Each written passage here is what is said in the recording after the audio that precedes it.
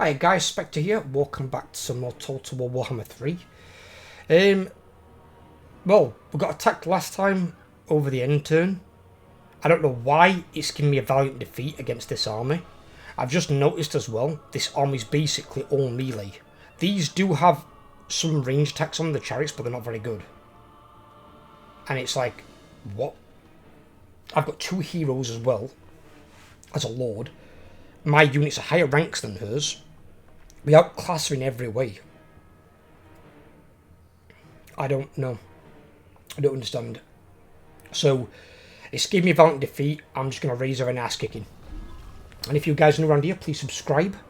We are on our way towards 500 subscribers. If you could help us get there, I'd really appreciate it. And then we're going to make a big push after that towards 1,000, hopefully before the end of the year. And we'll see how it goes. But every little helps. You know, it's go steps. Just getting along the path, progressing as we go. And I'll have been on YouTube 3 years on the 27th of April, which is pretty good to think about, despite having a large gap in the middle where I was on a different platform.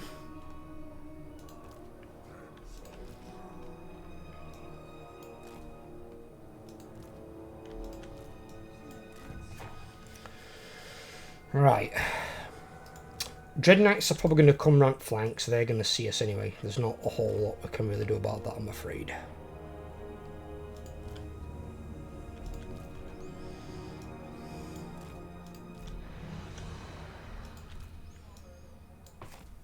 But we are going to need these to intervene at some point.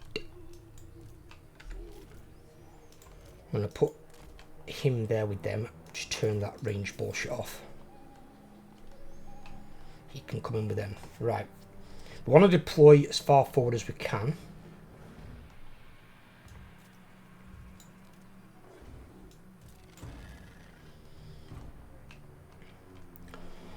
But what we're going to do is, we're basically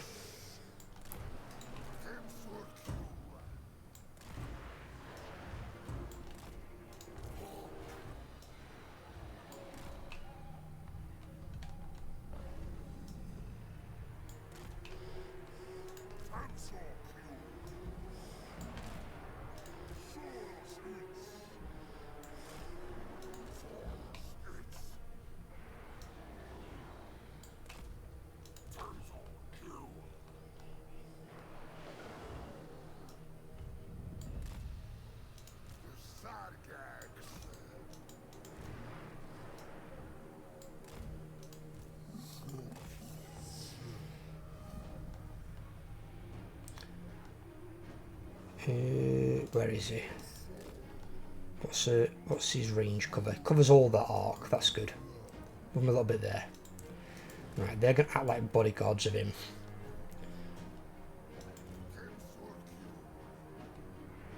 Or in fact, no.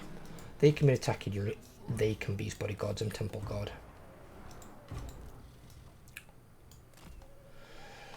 Right, we're only creating a half circle, because if they try to come round here, that's where these come into play. You could fully encircle it if you want to, but in my experience they're not trying to try and go all the way around, apart from maybe like chariots or something. But I've got units there anyway, so we're not massively concerned, to be completely honest.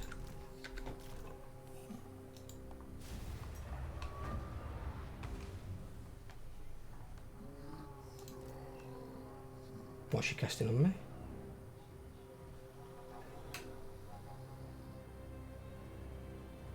Does actually cause damage. I don't think it should be causing that much damage.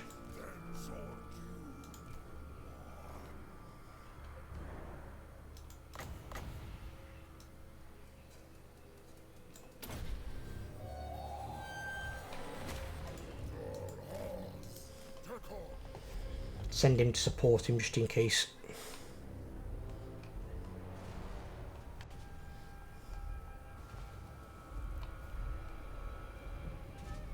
That's eating that unit alive. Why?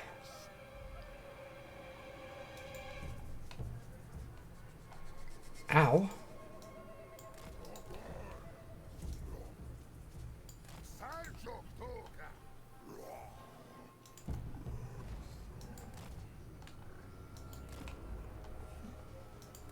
Fuck by that, Maratha. Move your bitch ass army.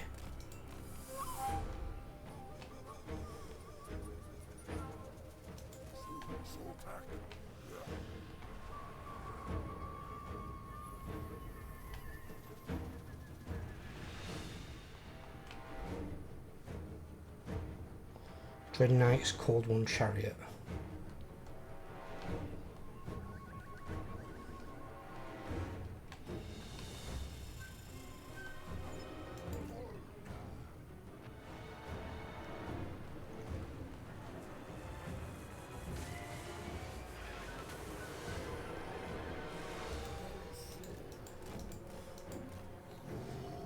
Where's she going? She's coming to attack my anti-large hero. Okay.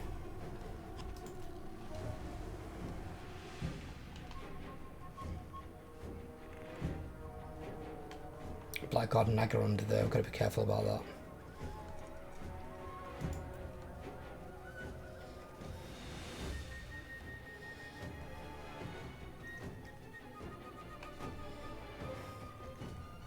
See, Dread Spears aren't an issue. Blackguard of Nagarond are an issue. But she's only got 3 units of them. So, 1 unit's there then. Other 2 are on that far flank. I don't need them engaging my cavalry because they'll fuck my cavalry up.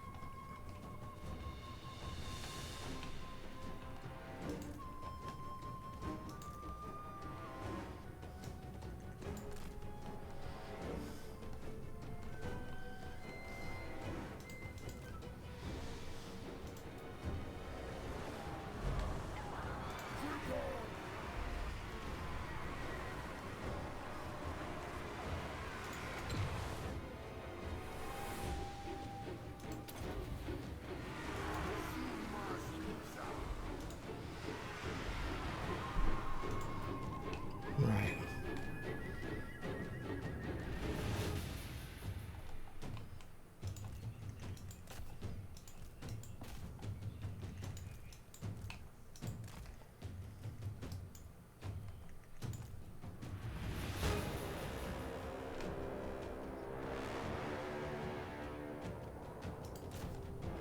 He can go get them.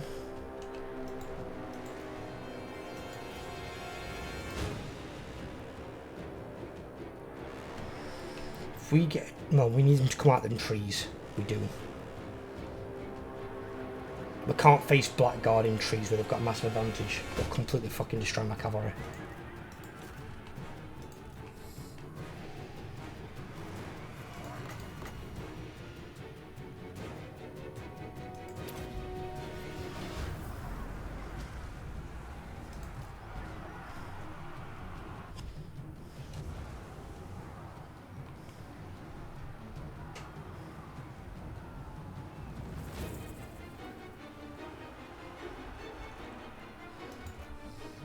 I'm not gonna lie, my Temple Guard are taking a little bit of a beating against them exalted demonettes.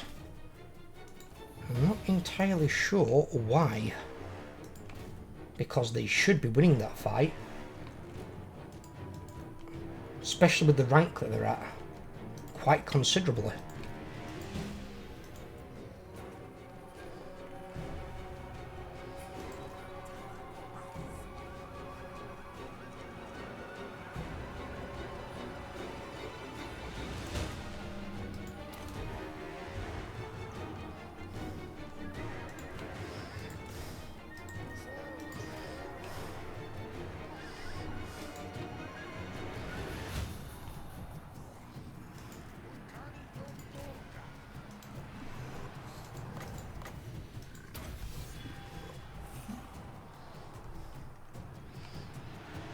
That'll give us magical attacks, which should help versus the demonettes.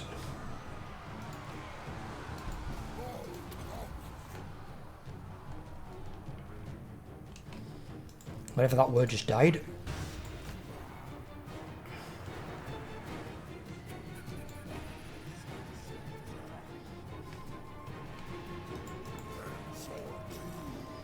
Oh, this unit's getting hammered. Where are they? So is this unit. Get them out of there.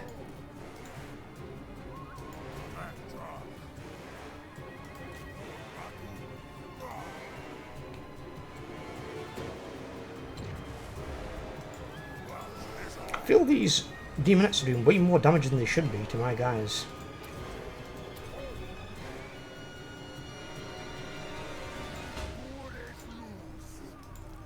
Are those dread spears? They shouldn't be a concern.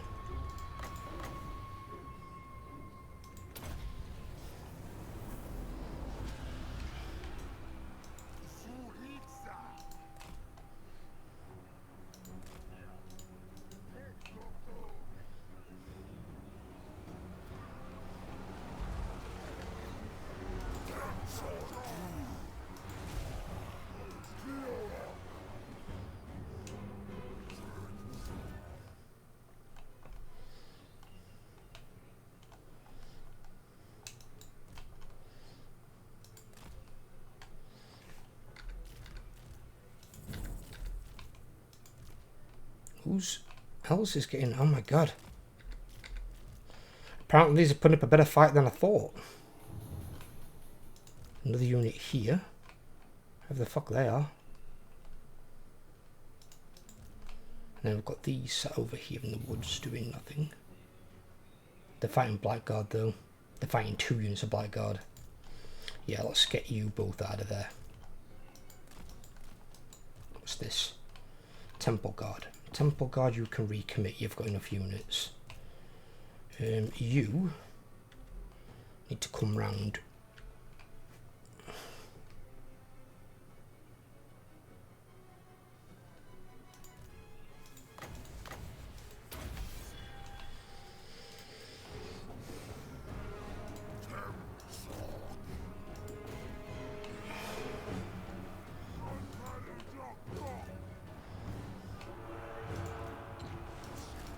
What is up with my hero? Why are you getting it? So he needs to be in his fucking dinosaur. Right. Let's get all these really, really low units. Because ideally I don't want to fucking lose anything in this. I shouldn't have to lose anything. Her army's not that good. And not when it's Dark Elf in melee versus fucking Lizardmen. Jesus. I got walking wounded there though.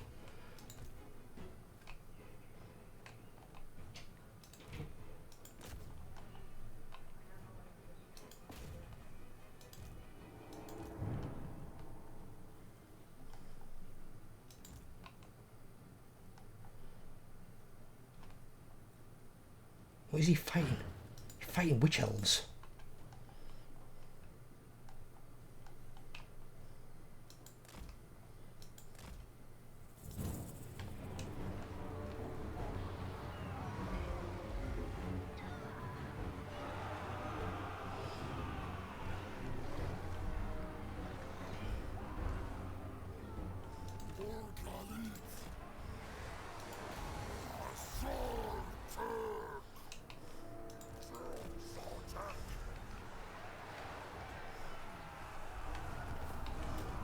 There we go. They actually gave us more of a fight than I thought they would, in all honesty. I didn't think they'd give us that much of a fight. I really didn't, because on paper that looked like a clean and cut, easy fucking win. There shouldn't have been a whole lot of fight there to be had.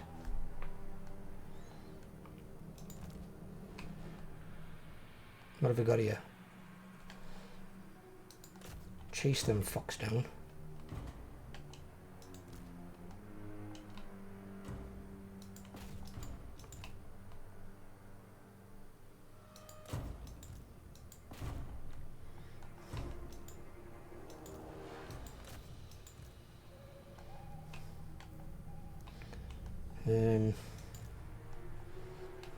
What else is...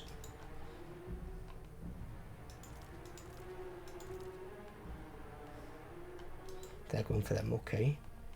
So my others are where?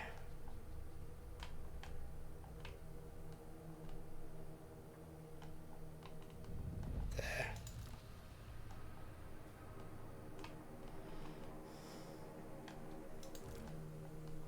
They're here, right. You can chase them. You come away. You can help them down as well. Pop that. I want to kill everything that we can, because then at least she's got to recruit 4 units, and if she's not recruiting from like a Black Hawk, they're going to be low ranked. And at least then this army's gone, because this is a battle hardened army, or whatever it were. Hopefully I've lost nothing. Only one I'm unsure on is these cavalry here. I think they should be okay. So we only got a pretty victory out of that. I mean, look at the units though, by comparison. I mean, they shouldn't. I mean, I don't know why these did so much damage. Whenever I play with Demonettes, the crap, you always lose these units. Because as soon as they start to crumble, they're just gone. And it's like, they're not good. They've only got 20% physical. And that's if you've generally got enough winds of magic. Obviously, it's probably different for her because she's not a normal demon faction, but still. Even the Dreadspear's got a few kills, and I don't know how, because these are garbage.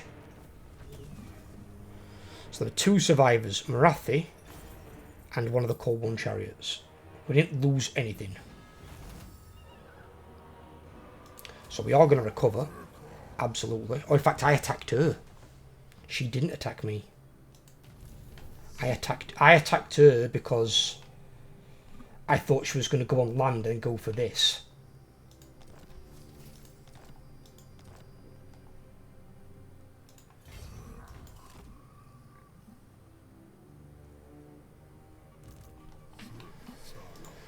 At least my army's still intact and alive. Right, we'll have regeneration for him. And that.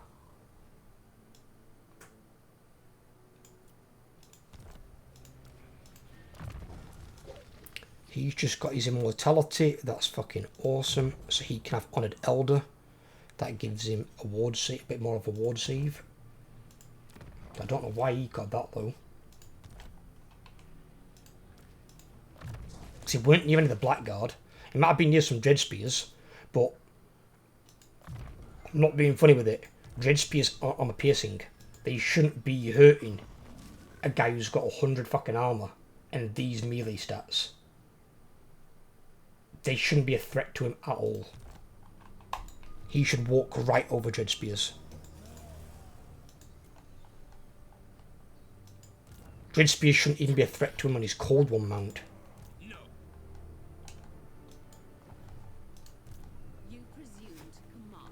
Right, so she can't do anything. She can't take anything with that and that. So she's going to have to either go into recruitment range of a Black Hawk and recruit, or go back to a city and recruit.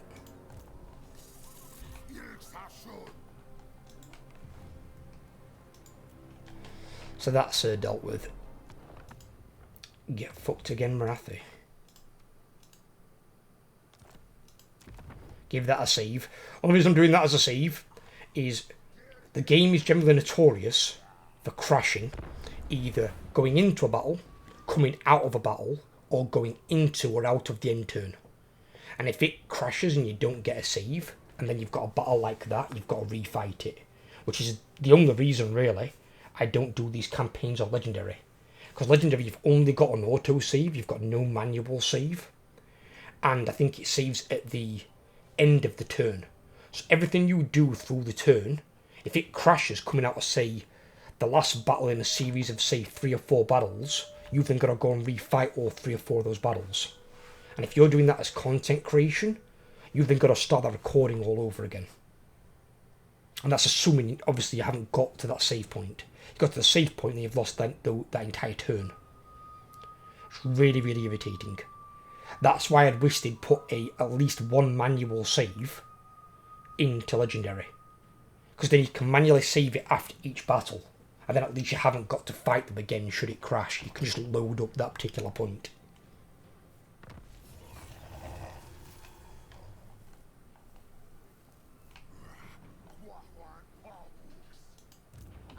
She did come on land.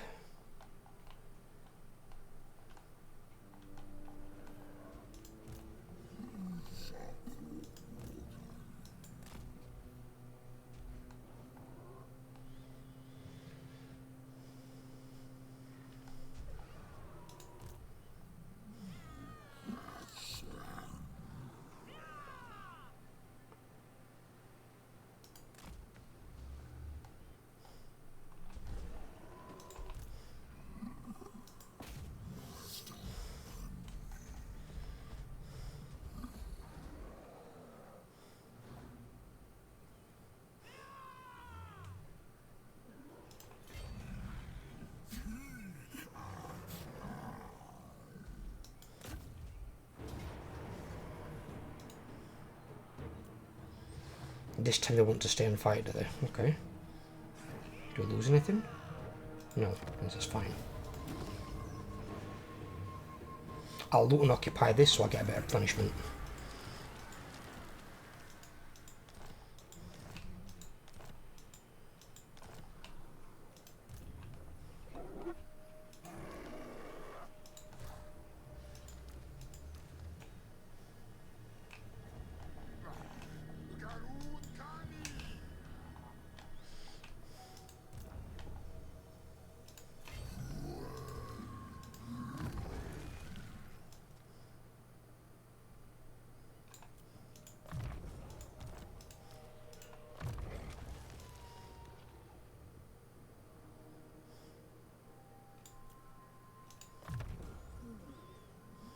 He's on his Stegeron now, good.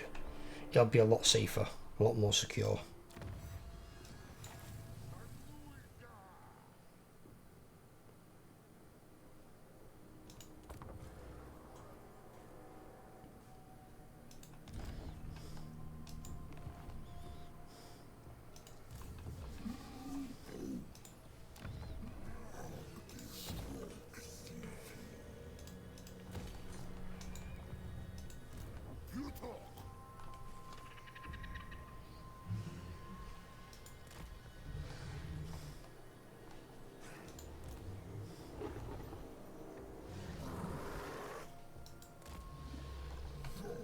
Is it still better than theirs? Put theirs in there. Yeah.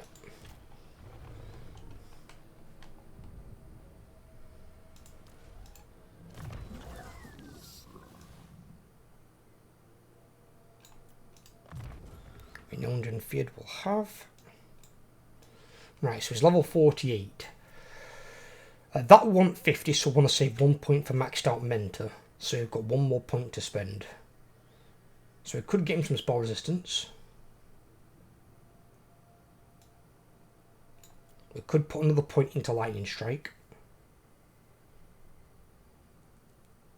We could get the Croxigor as a slight buff. But we've only got 1 unit in the army. And to be fair, if they die, I'll probably replace them with cavalry anyway, so I don't think I'm really going to bother with that. I think I might just put the second point into there. Then I don't get the stupid debuff, and it delays their reinforcements even further.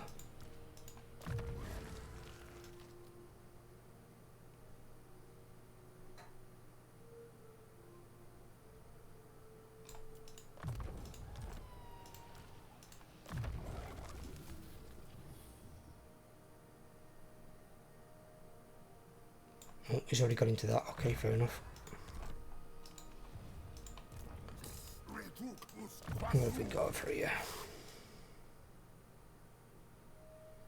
One of the things that always as well, as soon as I started playing the first Warhammer, that drew me to it over the like historical Total War games, one of the political intrigue system is gone. I hated that fucking system. I hated like losing a lord or losing an army or something because somebody's got some fucking delusions of fucking grandeur. It was fucking annoying. But then the other one was if you've got a really experienced veteran lord and then he goes and dies of old age. I hated it. I know it's more for realism purposes, but surely they could have done it on the lifespan of like one particular general instead. So let's say, I don't know, he began fighting at an early age like Alexander the Great. But instead of dying at 21, he died at 50.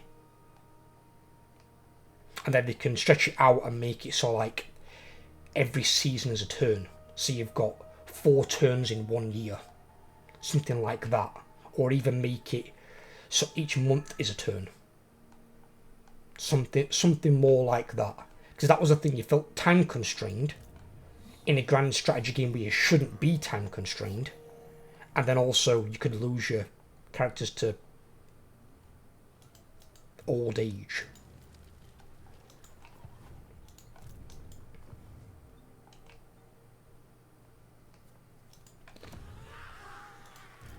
And especially in Warhammer, is obviously why they've got the immortality thing. A true warrior in Warhammer never dies in the bed. because there's always wars to fight. In reality, there might not be always wars to fight.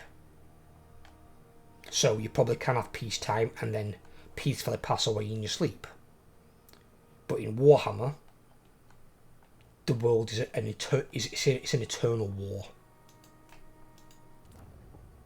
Until Archaon ascended and destroyed the world.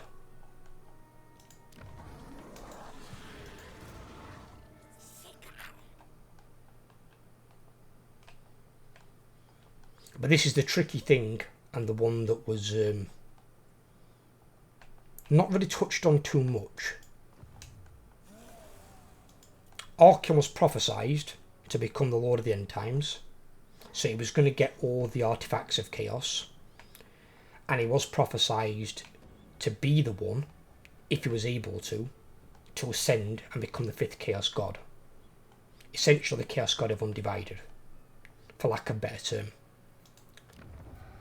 I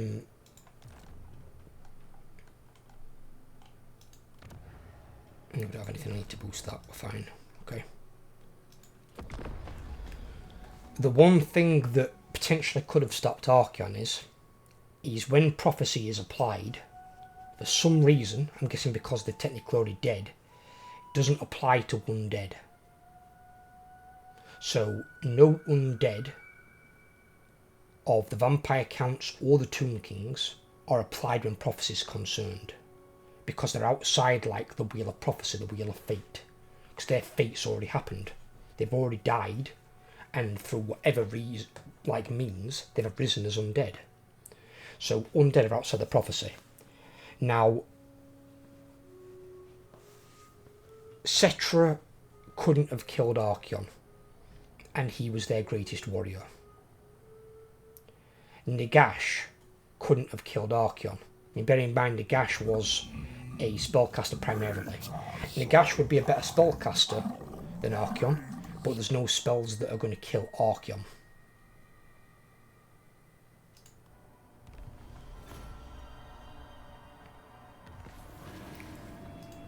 But yeah, that got destroyed, at least that's a good thing.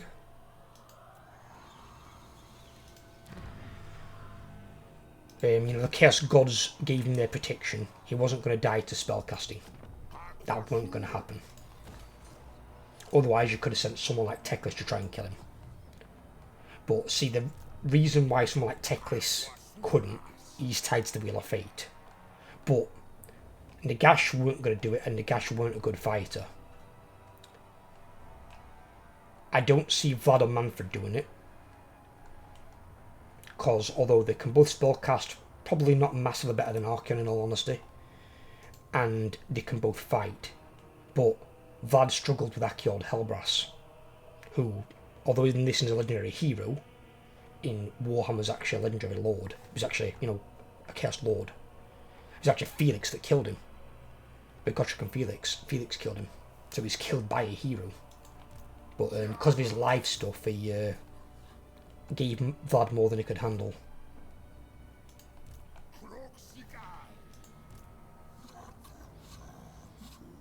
Alright, so they're healed in 2 turns anyway.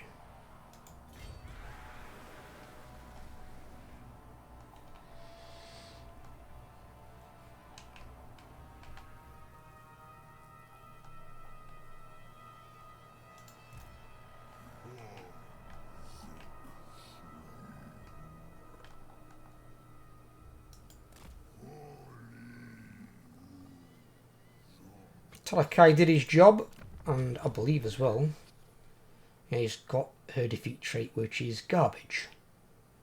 Here action cost minus 10% all heroes. Well, that's actually not bad, it's all heroes. Hero self-defense plus 10% chance of wounding aggressors, heroes in local province. Alright, okay. So that would obviously apply to his heroes in his army.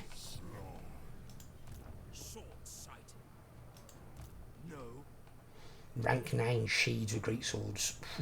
Ouch. And he's got Shadow Dart on him as well. Oh god. Never.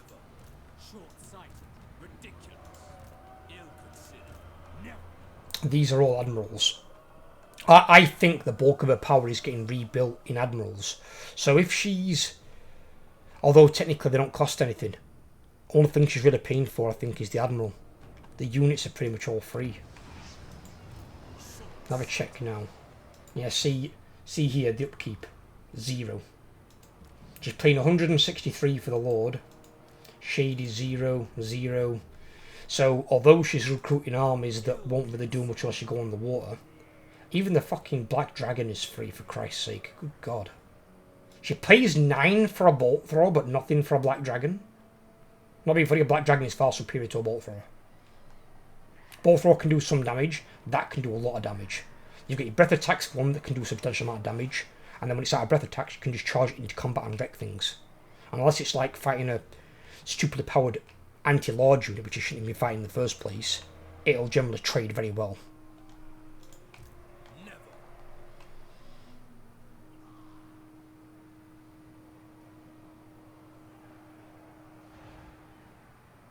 Dread Knights cost nothing.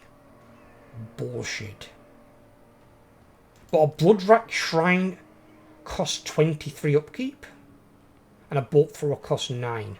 So these cost money, as well as the Lord. The rest of the units are free. So they're only paying there for 3 units out of that army of 20. That's insanity. And that's why the Dark Elves run so many bleeding Black Arcs.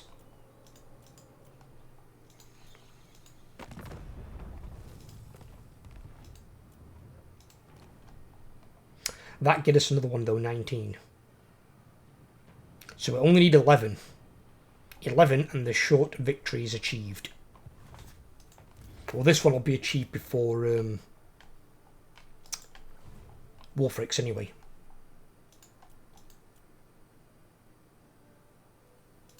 Garrison Lord? Yeah, because he's recovering. There's a reason for that.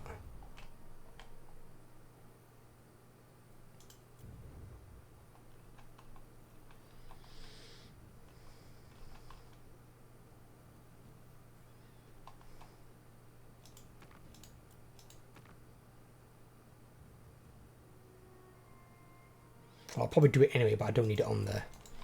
What nonsense is this?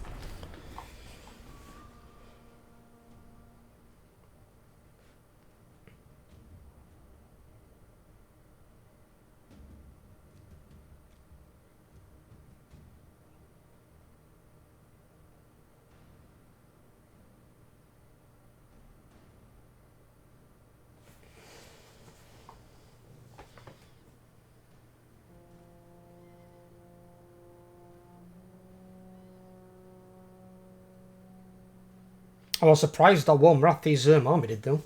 Honestly were. Being both outranked and for the most part outclassed by my units. She only had 3 units of Blackguard and 3 units of Dread Knights. And even then they were outranked by my troops. Don't know what happened there with that. Really weird.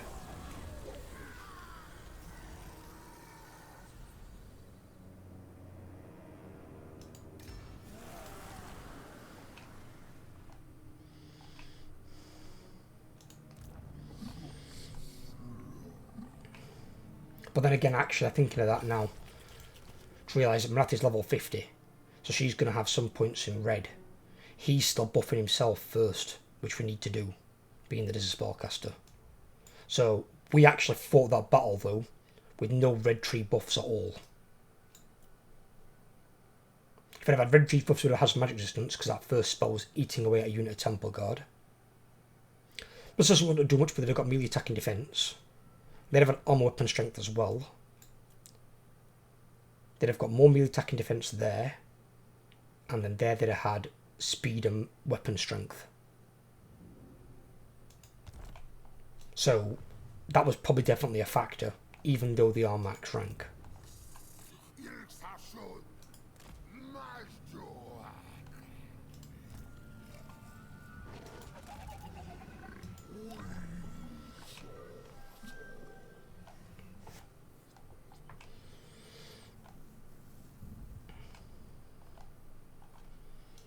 Where are my heroes at? Bass is there. Where's Grendel? Grendel's here, right? Grendel, move your ass.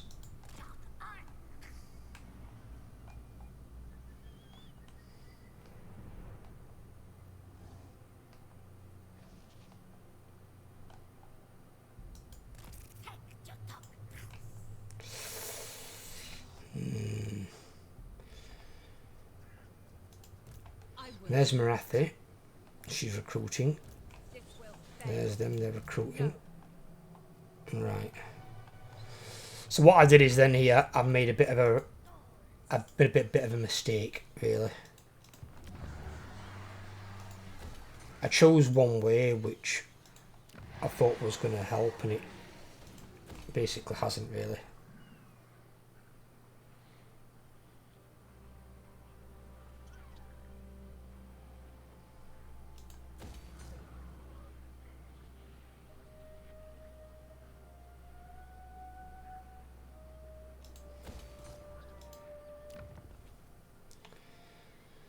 So build those two, and then we've got another, what, 3 buildings? Because we get rid of the growth one. So we could go 1, 2, and 3.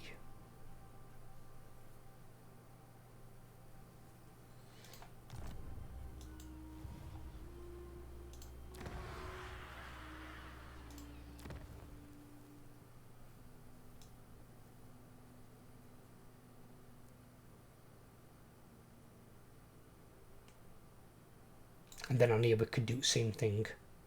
Can go there and there. We're building the skink one there though, aren't we? Yeah. Okay, it does me.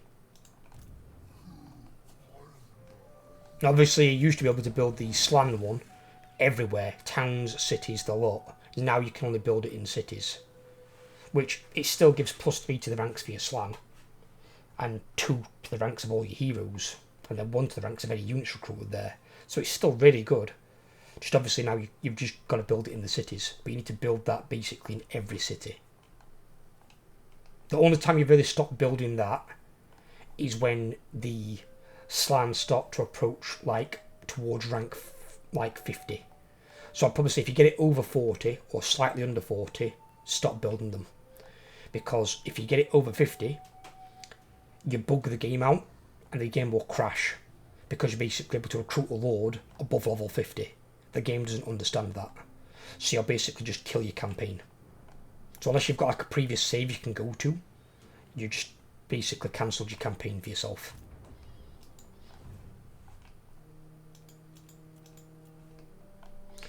Right, so my mistake that I made were, I went for Tyrant Peak. Purely I've done this just to slow them down a little bit from up here. Because if I move down this way, no doubt armies are going to show back up here. When they do, they're going to have to retake Tyrant Peak first. So it's going to slow them down.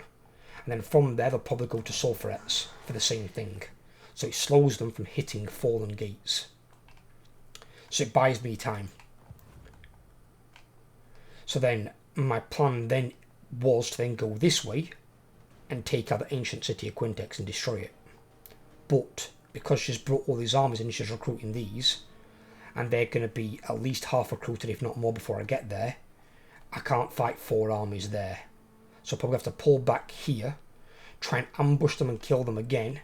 Then this time we're going to ignore Tyrant Peak and go straight for the ancient city of Quintex and destroy it. And then we're going to push her further back that way.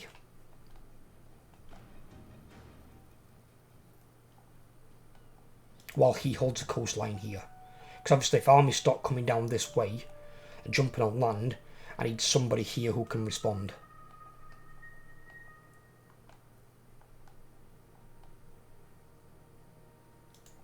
But we'll have to see how it goes.